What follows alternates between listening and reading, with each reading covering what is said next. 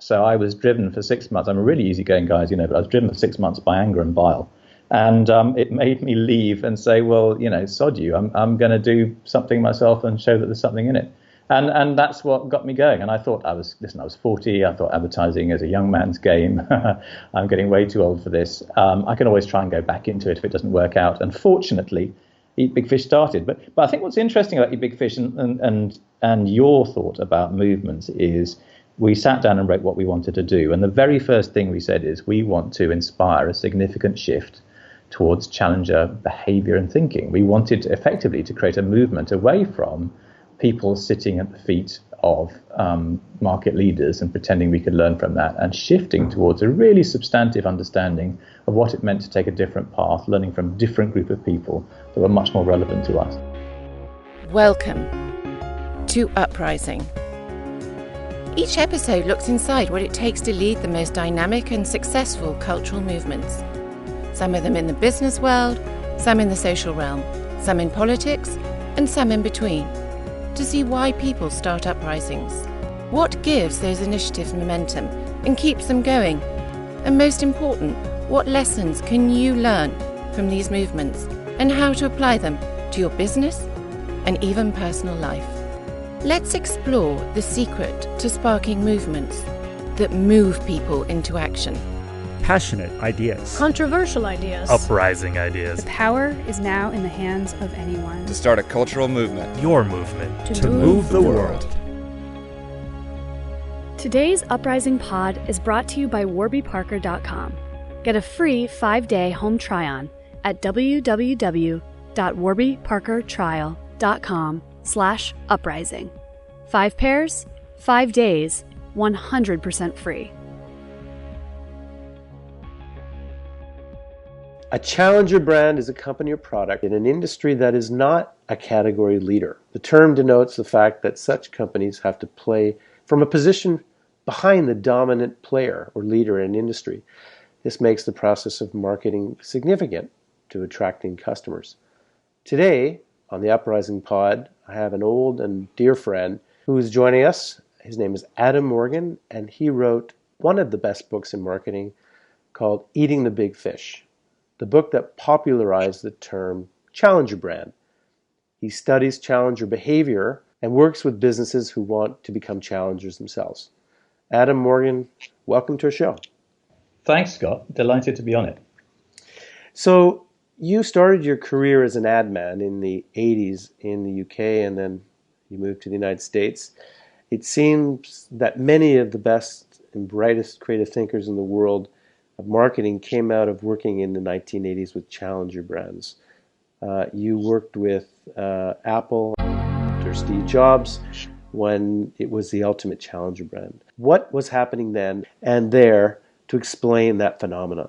In advertising terms, I think what was interesting, and I would say this wouldn't I, because I'm a strategic planner, but I think what was happening was the emerging kind of intersection between the growth of strategic planning and really good creative agencies at a time when there were big budgets, when clients and agencies kind of invested in the time to really push behind and explore big ideas. And I think the combination of that intersection between kind of creativity and strategic planning meant that I worked for a series of agencies who, funnily enough, never got the market leaders. They always got the people who needed to try harder, who were launching or relaunching 4 or 5 years too late, who really needed to kind of be really smart and do something really bold and imaginative to get out of the fact that they were being outspent 5-1.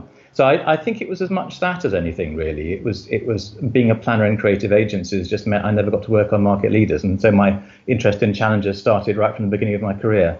Do you think that at that time something was happening where, like, for example, technology brands were coming into the world for the first time in a big way, and they needed really to sort of shake things up, and they, as a result, became maybe among the first challenger brands? I think there was certainly a lot of big monoliths, weren't there? I mean, if you look at, Virgin in those days and the monolithic kind of airline that was BA, or Apple and IBM, I mean, there were a lot of big corporate monoliths that just hadn't changed for a long time. And there was a lot of fresh people coming in wanting to have a pop at them.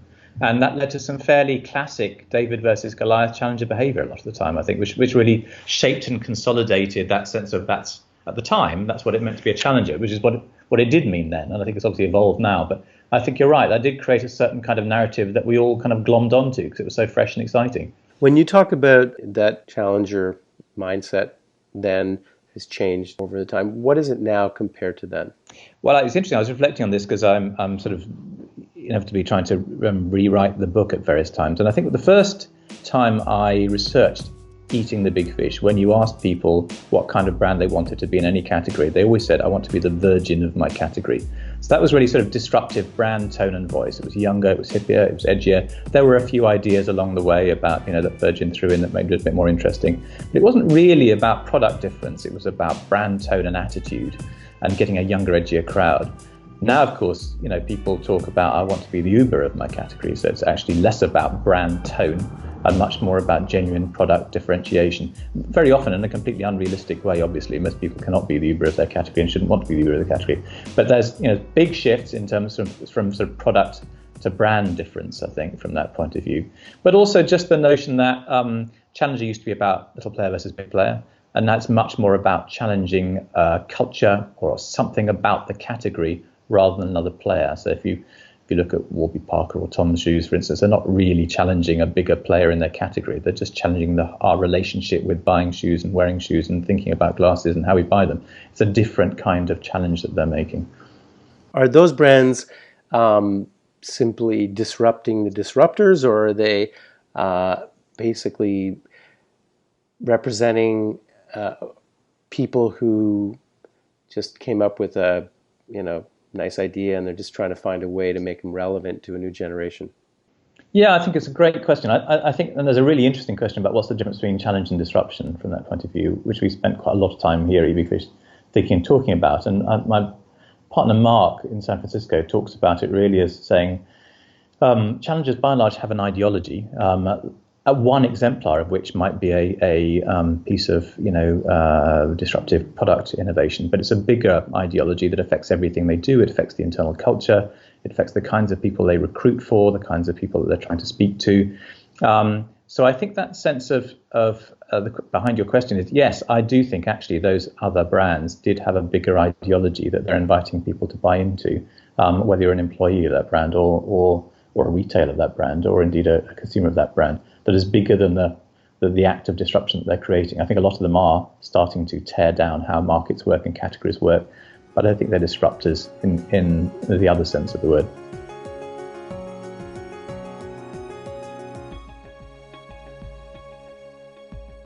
So you ended up launching a revolutionary firm, which you call eatbigfish.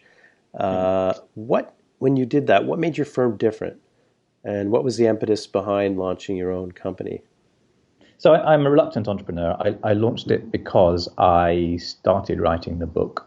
And the book itself was an act of frustration. I was just fed up that all the business books I read at the time were books about Coca-Cola or IBM. And the idea was that if you were a small player, then you just had to be a little version of the big player, that we could learn from these guys. And it was quite clear to me that you just couldn't, if you were, a Pepsi or something smaller, there's nothing you could learn from Coke, really. You had to have a completely different set of tools, decisions, strategies that reflected your distribution system and your relatively low marketing spend and so on and so forth.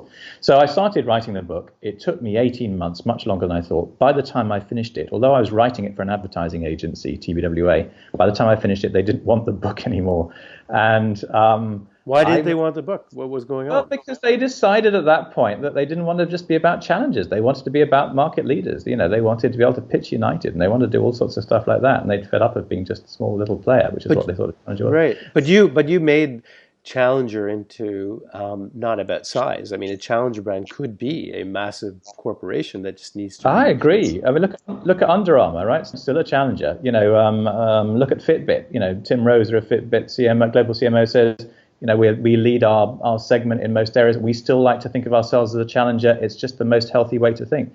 So I never really thought about it in that way at the time, but I think a lot of what you talk about in kind of uprising and movements, in effect, was something that I was interested in doing, while recognizing, of course, that would be about influence, ideally, rather than size, because I wanted to stay really small. I'd never be a big enough brand to possibly reflect or capitalize on that as a business, but one could do. That's the great thing about books and now more contemporary forms of social media is you can have a much greater influence footprint than your own brand footprint. And that's, I guess, in the end, what we ended up trying to do.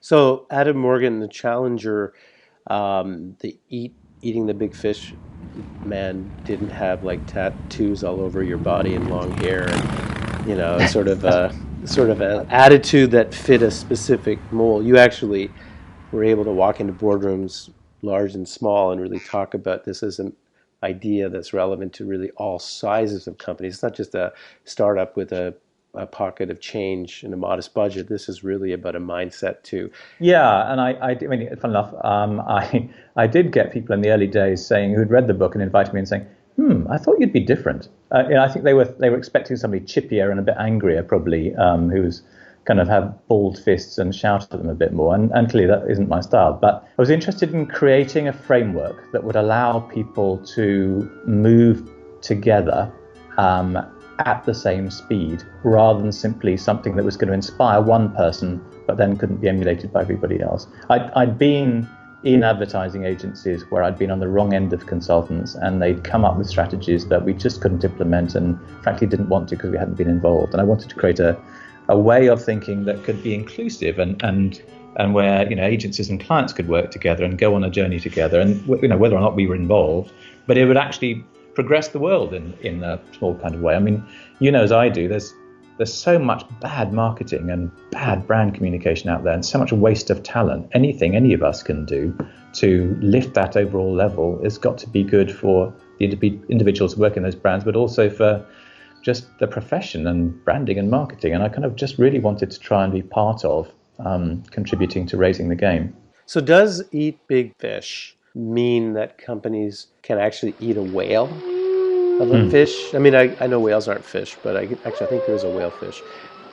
But a big fish, is that have you been in that situation where you've consulted for firms that have really taken on the behemoths and won? We've worked for people who have taken on what were their behemoths and won. Little food brands that have grown from 3 million to 65 million in kind of 8 years, and they were achieving goals that they never thought they could have achieved when they started. So size is always relative, right? If you're an ant, your behemoth is a different size thing than yours and mine. But so yes, I do think some take on, relatively speaking, very large competitors and win. And I remember actually, funnily enough, one of the things that really struck me was when I was interviewing Jim Denard of Oakley for the first book, and I was saying, so what do you define as your competition? And he said, well, guys, when we started, we thought overtaking Revo, that would be really something. And then after a few years, well, we did that, so we then thought, okay, well, who can we overtake now? And they just reframed and reset what their ambition was until they now got to the stage where they were going to try and take on Nike in a couple of categories. And I think that sense of, how do you eat a whale? You do it in bits, and you don't start by trying to eat the whole thing. You just move through phases of it. I do think that is something that smaller players can increasingly do. And certainly if you look at a new generation coming out with what technology allows you to do, it's more possible than ever. So certainly, look at Branson in the early days, right? So Branson takes on BA, which was the behemoth of the airline business. He only has 2 planes. It is ridiculous for him to pretend to the British public that he and BA are the only 2 choices across the Atlantic. I mean, that is clearly ludicrous, but that's what he does. And look where they are now. When you launched your firm, you put your shingle up, and what happened? Did the phones start ringing off the hook? Like, what was it actually like to start your own business? You say you're a reluctant entrepreneur. Like, how long did it take you to get your first phone call? Do you remember when that happened? Yeah, well, I do. I mean, I had a client, Nissan, who I worked on in Europe, and they were kind enough to say, well, stay on and do some consultancy with us for 3 months. I thought, okay, well, that's okay. I've got a client I can say I'm working on. And then a friend gave me a project working on ragu pasta sauce in New York. That was my first ever kind of workshop. And I had this workshop at the back of the book. I hadn't actually done it before. But anyway, I was very honest and transparent. And they were kind enough to say, sure, give it a go. It went really well. And then I was interviewed a couple of times on live TV. So I was on Sky News in the UK and on CNN in the States. And a couple of people watched that and then got in touch afterwards. And I was really lucky because it was, there was the internet at that point. I think I would have been absolutely hopeless 5 years previously because people couldn't find me easily. And but now actually it had become incredibly easy. And then I never suppose thought I would be a good entrepreneur because I didn't think I could go out and pitch myself. But of course, if I, like you, have got something you really believe in, a point of view about the world that you really believe in, and you think is important and actually is going to genuinely progress that client and that world, then it's very easy to get very committed and very easy to be an evangelist. And that's what I found myself being and enjoying being.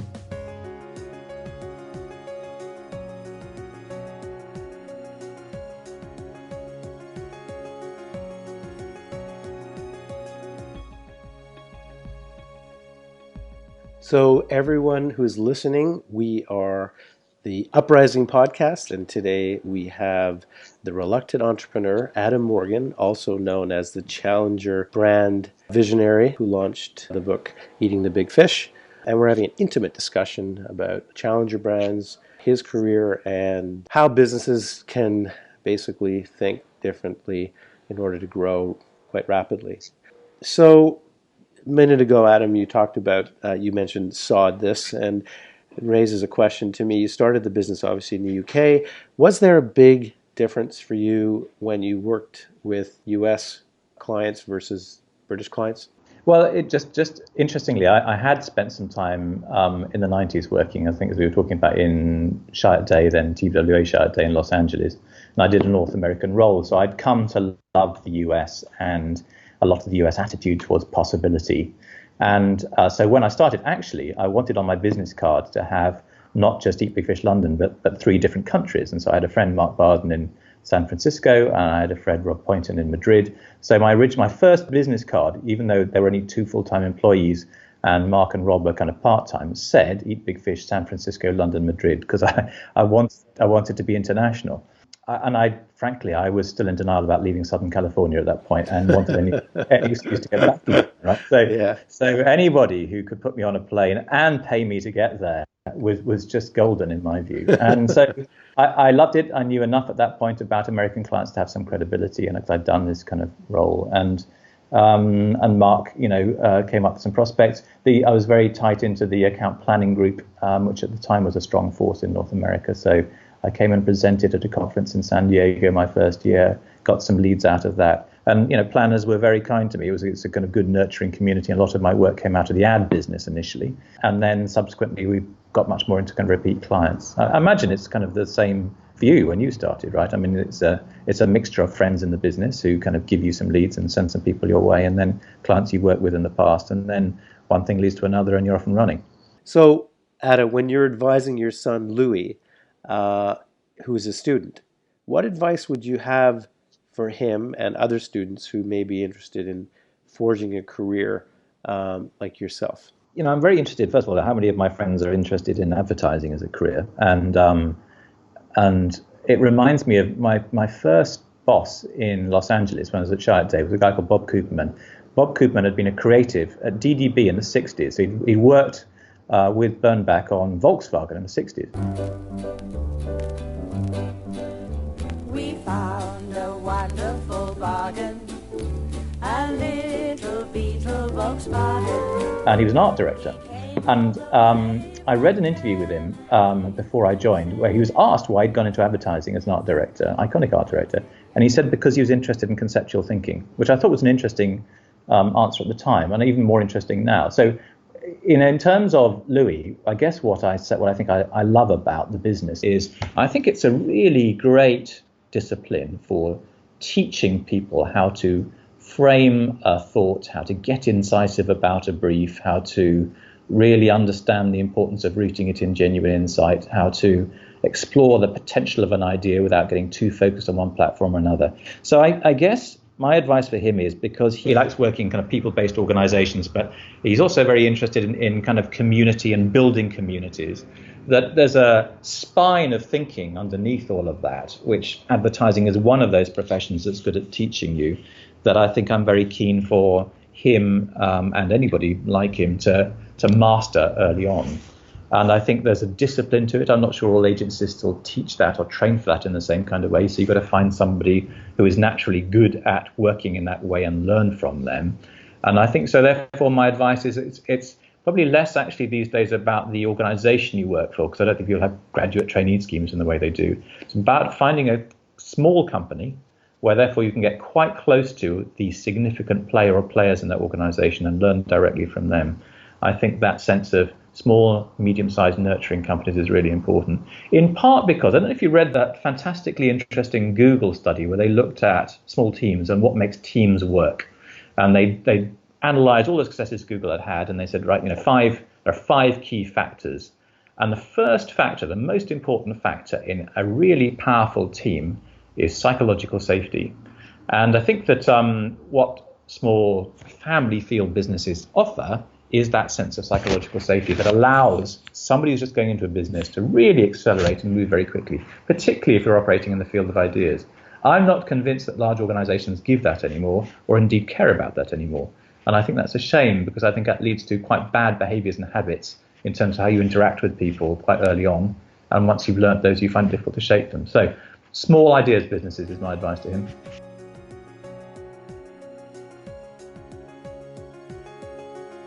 So from an economic standpoint, is advertising as we know it a sound business model, or will margins continue to erode? Well, I should be asking you that question, really. Obviously, it's about adding a different kind of value to the client that the client will pay for, a value that is more upstream and less downstream. I think there's a lot of evidence that agencies have been trying to rightly talk about how effective advertising is for a long time and prove that it's effective. It doesn't seem to be having any influence at all on clients' margins or desire to invest in the agencies. So the only thing you can do is migrate to a more upstream, higher degree of value. And I think, one good strategy is what you're doing, right? You're actually becoming an authority in an area that nobody can touch you on. So therefore, if somebody wants that authority, they come to you and they pay a premium for you, I hope. But there might be different ways of doing it. I do think that advertising has surrendered its authority. When I started out as a planner in 1982, all the stuff I was given to read about how brands work and marketing work were written by board directors at JWT, because they'd been given the time and money and investment in it. Apart from individuals writing books like you, I don't see big agencies really being authorities in that way anymore. Media companies are, but agencies aren't. And that's a facet of that downward spiral you're talking about.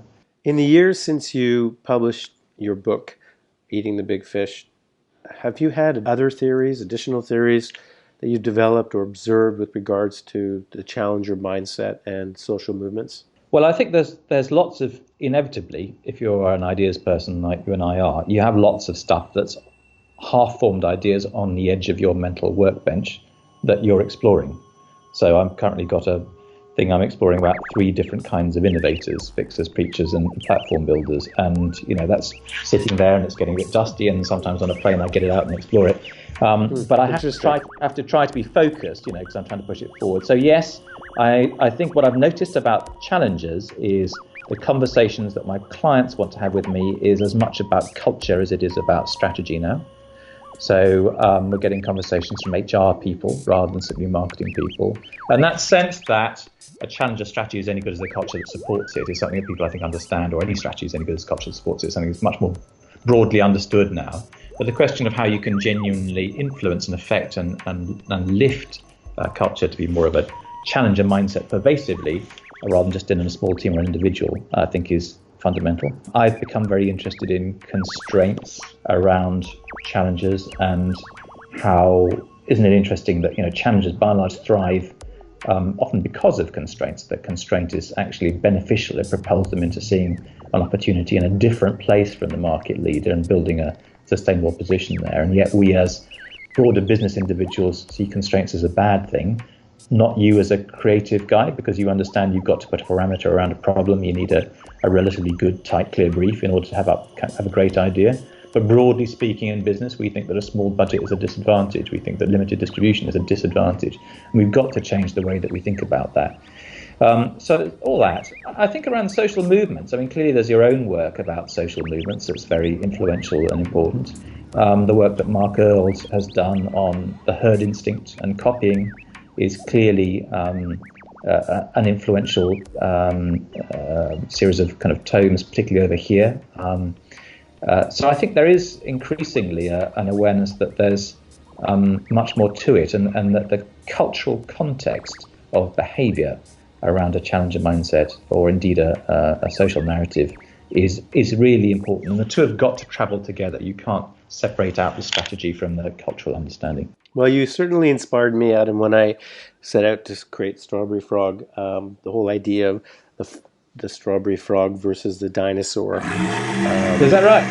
Yeah. I think the first statement I wrote when I was starting the agency was our mission is to challenge the large dinosaur agencies who dominate and control the industry and provide quite inadequate services to clients and make outrageous amounts of money.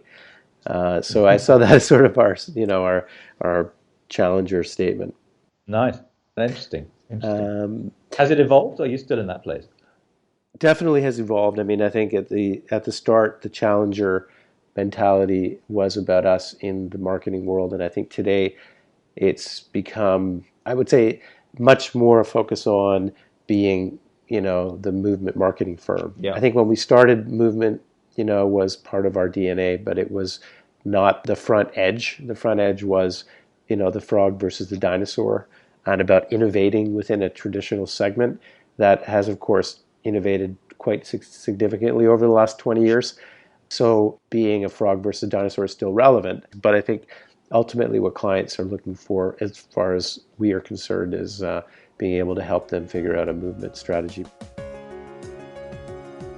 For you, the listeners of Scott Goodson's Uprising Pod, Warby Parker is offering a free 5-day home try-on to give you the opportunity to check out their glasses.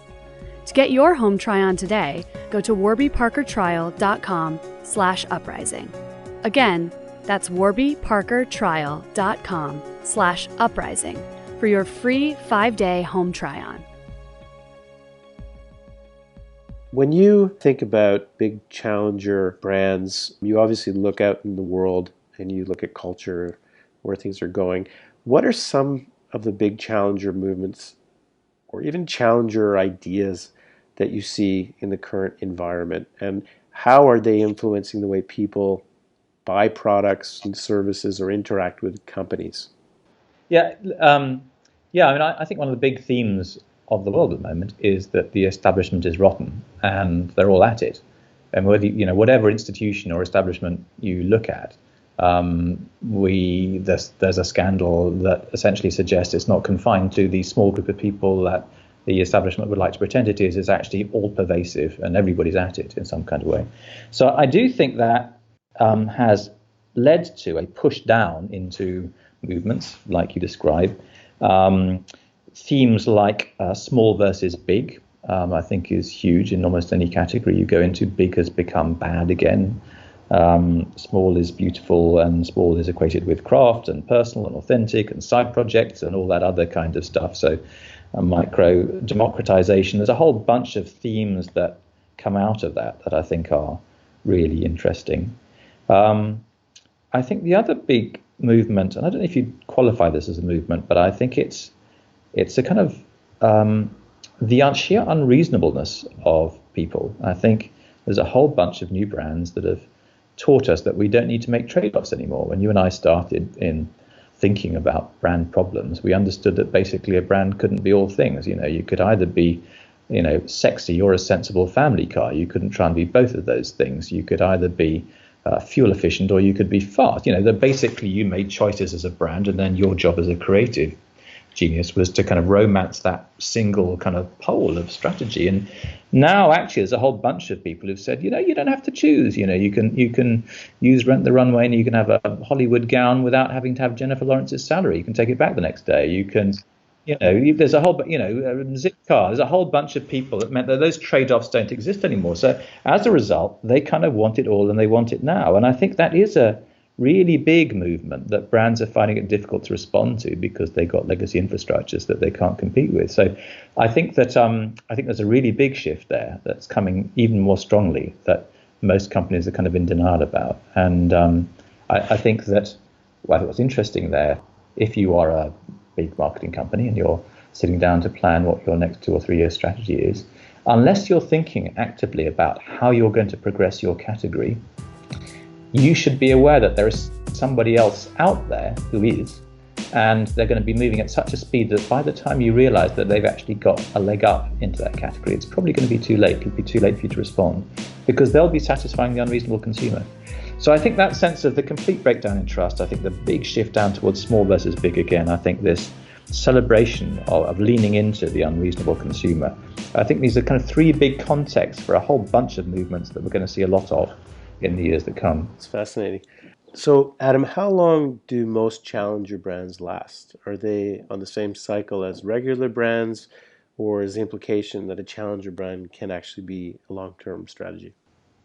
It's a really interesting question, isn't it? I think in part it depends on what the original ambition is. So sometimes you get a challenger that never wants to be the market leader. So, Branson has always said, I never want to be Coke, I always want to be Pepsi. They get their energy from being a number two. And I think what's interesting is there are a lot of brands like that, I think. So I read a very interesting interview about Toyota when Toyota overtook GM and became number one, and saying that actually they didn't really know how to be a number one because they got so much energy from chasing GM for such a long time. That's what had been their focus. It didn't serve them well to actually have overtaken them. And certainly PlayStation, which I worked on the launch of in the States in the 90s, they did want to be number one. They were the opposite of Virgin. No, we want to unseat Sega and Nintendo. We absolutely want to get there. But when they did get there, they found it hard to stay there. They lost that challenger swagger. They lost that sense of confidence. So I think there's a question about how long the challenger brand lasts and how long does the mindset last. And those are two different things, interestingly. But there are a lot of long-term players. So we talked a little bit about Under Armour earlier on. Under Armour is a brand that's clearly been a challenger for a long time now and continues to explore how to challenge. And I think as long as you are changing what you're challenging rather than being focused on who you're challenging, but as long as you can renew that sense of cultural challenge rather than simply brand challenge, then I think you've got a lot of life in you. But you've got to kind of constantly change to stay the same. People get used to even quite bold and brave ideas. There's a great one of my clients used to be Harry Winston. And Harry Winston himself, the king of diamonds of New York, as you know, he used to have a great thing that he said. So there's a very famous story about Harry Winston. He loved big diamonds, loved big stones, and he used to carry this kind of big square-cut diamond around in his pocket because he loved it so much. And eventually it got bought by the wife of a hotelier, the Russian wife of a hotelier. And he cuts it into a ring for her, and she comes in to Harry Winston to try the ring on for the first time, and he puts it on her finger, and it's so large that she gasps when she looks at the size of it on her finger. And he says, don't worry, Mrs. Byfield, you'll find it gets smaller the longer you wear it. And I love that, because that's the same with challengers, right? They get smaller the longer we wear them. So the thing that amazed us about them, first of all, we get used to it really quickly. So the point is, you've got to keep refreshing and renewing. And I think very often, you've got a founder who just becomes too wedded to a particular angle or a particular set of copy or something. And that challenger gets smaller and smaller and eventually becomes eclipsed by somebody who's much bigger and shinier, and a bigger square-cut diamond appears next to it. So I think they can last, but they've got to change to stay the same. Fascinating. As a marketer, as you look at the political issues that we're seeing in the United States and obviously in the UK with Brexit, how would you advise those that want to challenge the Donald Trumps of the world or the Theresa Mays in a way that is going to be effective? Yeah, so Theresa May and Donald Trump are obviously very different challenges. What was interesting, we had a long debate in the office. In fact, we wrote two different articles from two different points of view on our website about whether he was or wasn't a challenger. So one of my partners, Mark, said he wasn't a challenger at all. And one of my strategic directors, Nick, who's a brilliant guy, made a very clear and cogent case about he was a challenger. He was very clear on what he was challenging. He was challenging a broken system. He was really understood who he was championing. He saw himself as a people's champion. He was unapologetically himself. He was a force for change, one that many Americans were rooting for. He makes it really simple.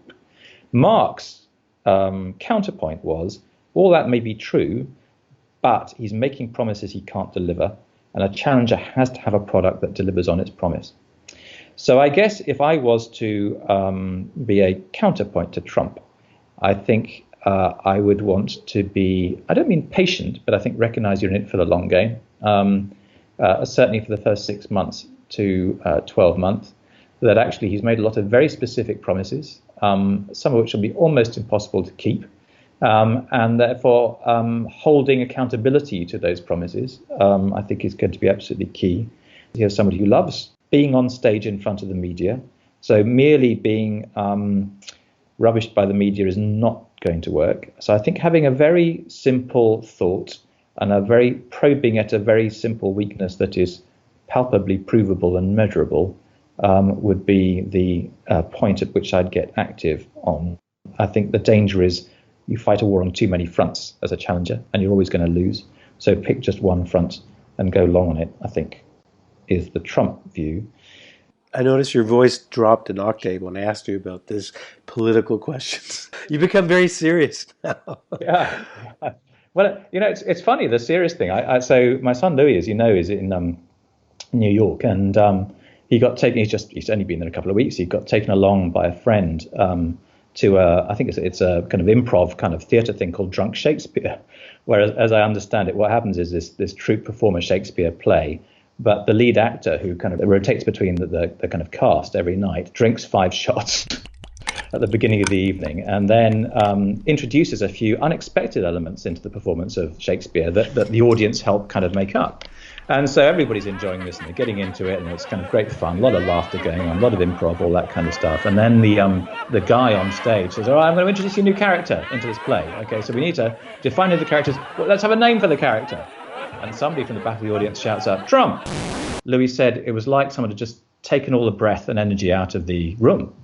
That all the fun died, all the laughter died, and the cast had to work really hard to get it back up there again. So I guess it's in that context that my voice drops an octave, which is it's hard not to feel bowed down slightly by it. So anyway, but the point is, as a challenger, you need to be inherently optimistic. And I think it is about having a strategy and a coherent strategy and a sense of resilient optimism. I was reading yesterday that Tony Blair has declared himself to be the challenger brand. He wants to lead a movement to keep Britain in Europe. Which is madness. Do you think that there's any chance that he'll be able to, I guess on the one hand, he might be able to resuscitate his political career, or do you think actually people will follow him? Well, I'd love to know whether he really thinks it's possible. So yes, you're right. The cynical view is he is standing up. One of the classic challenger strategies, as you and I know, is standing up against a monster. So how do you stay on the right side of the public? And boy, did he get on the wrong side of the public and has stayed on the wrong side of the public after Iraq. How do you get on the right side of the public? You champion the public against a monster. So I think at one level, if I'm his strategic advisor, I think this is a fantastic strategy, Tony. Absolutely right.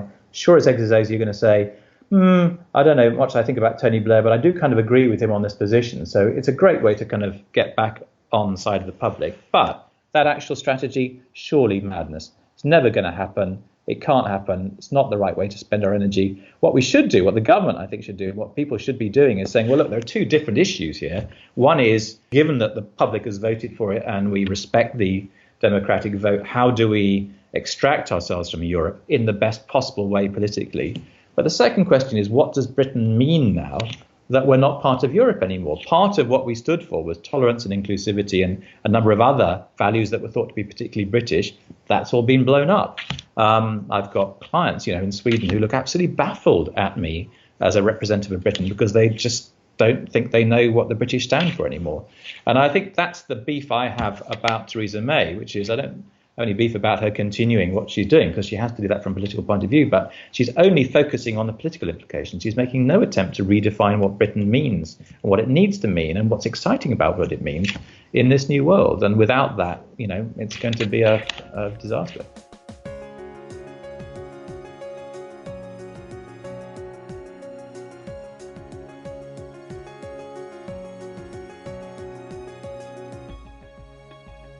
So when you're advising clients to think about their own marketing strategies, how do you put this current political and social reality in that context? How do you sort of advise them now moving forward?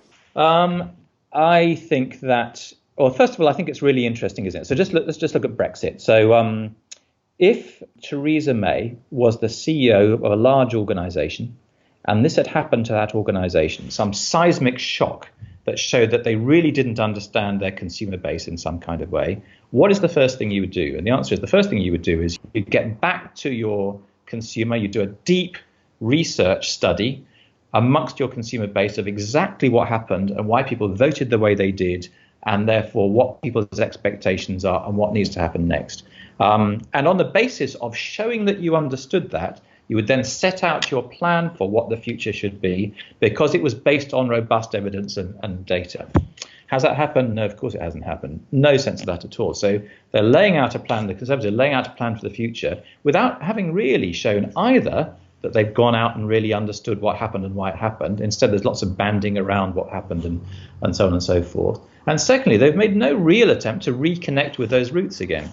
So I think, what is the learning? I think the learning is that there's a distance between leadership and the people, the consumers that they serve. I think that's partly because leadership have come to think that the consumers that they serve are the shareholders, and that the only thing they really think they're concerned with is maximizing shareholder return and shareholder value, which means quarterly results these days. There's no sense of long-term ownership anymore, and there's no voice for long-term ownership anymore as a complementary way to think. But secondly, I do think that the need for very senior leaders of the organization to spend much more time with their consumers is greater than ever. And that's not about reading research reports. It's about getting out there and spending time every month with the person who's living paycheck to paycheck, who buys your products, understanding them. So Adam, Morgan, thank you for joining us. I have one last question for you. Are you happy with your career choice? And if you were to do it all over again, what would you choose? So, yeah, I'm very happy with my career choice. I genuinely think I have the best job in the world. Constant variety, interesting clients, fascinating problems, all wanting to make progress. I love that.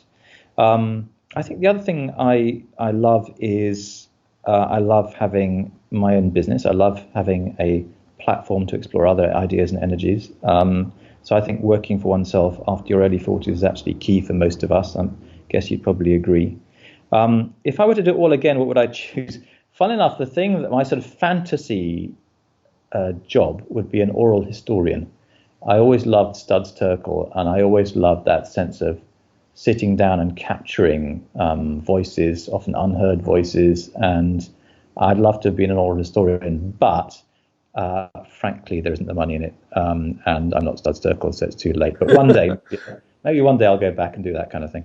Well, as a man of letters and a man who speaks at conferences and has written extensively about marketing strategy and challenger brands, I was pleasantly surprised to see you become quite active on Instagram. And there's a sort of introspection and an artistry that I never knew was there with you. And your images are really extraordinary.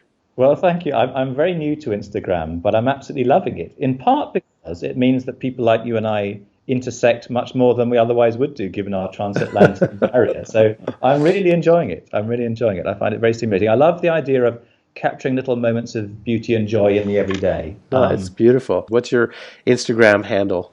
I am Adam Morgan 59 on Instagram. Excellent. This has been wonderful. Adam, thank you so much for joining us. Really great conversation.